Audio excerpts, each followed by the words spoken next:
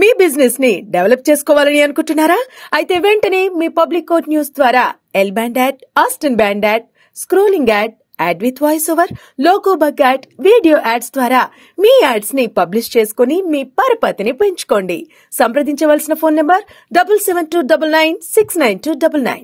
BRS ఎమ్మెల్యేల party ఫిరాయింపులపై high court ప్రశ్నిస్తూ తాజాగా మార్గదర్శకాలు ఇచ్చింది. హైకోర్టు గైడ్ లైన్స్ ని కాంగ్రెస్ పార్టీ స్వాగతిస్తుందని ఆ పార్టీ ముఖ్య నేత అద్దంకి దయాకర్ అన్నారు. హైకోర్టు పరిధిలోనే స్పీకర్ నిర్ణయాలు, కాంగ్రెస్ నిర్ణయాలు ఉంటాయని చెప్పారు.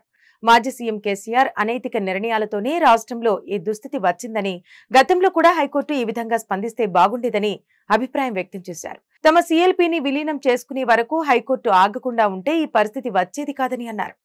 కాంగ్రెస్ పార్టీ చట్టబద్ధంగా, రాజ్యాంగబద్ధంగా నిర్ణయాలు తీసుకుంటుందని స్పష్టం చేశారు.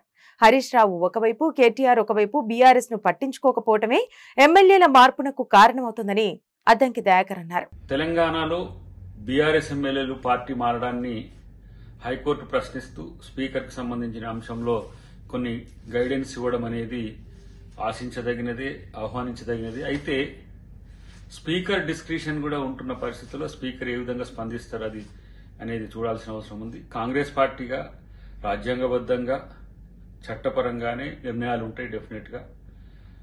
ఈరోజు ఇమ్మీడియట్ గా హైకోర్టు స్పందించడాన్ని కూడా స్వాగతిస్తూనే గతంలో కూడా ఇలా స్పందిస్తే బాగుండేదని ఒక ఆలోచన ఉంది. గతంలో కాంగ్రెస్ పార్టీ మర్జర్ కొరకు ప్రయత్నం చేసిన క్రమంలో ఏ విధంగా జరిగిందనేది.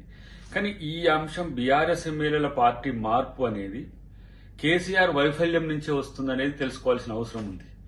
అటు హరీష్ రావు ఒకవైపు, ఇటు కేటీఆర్ ఒకవైపు నాయకత్వ సమస్యలు వచ్చినాయి వాళ్లకు, ఆయన బయటికి రాకపోవడం కేసీఆర్ గారు, దానివల్లనే పార్టీ మీద నమ్మకం లేక పార్టీలు మారే పరిస్థితి వచ్చింది.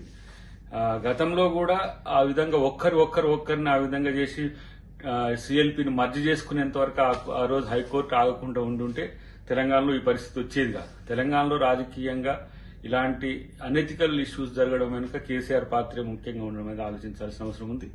రేపు స్పీకర్ గారు గాని, కాంగ్రెస్ పార్టీ గాని హైకోర్టు పరిధిని, అటు రాజ్యాంగ పరిధిని దాటకుంటూనే వ్యవహరించే అవకాశం ఉంటుందని చెప్పదలుచుకున్నాం.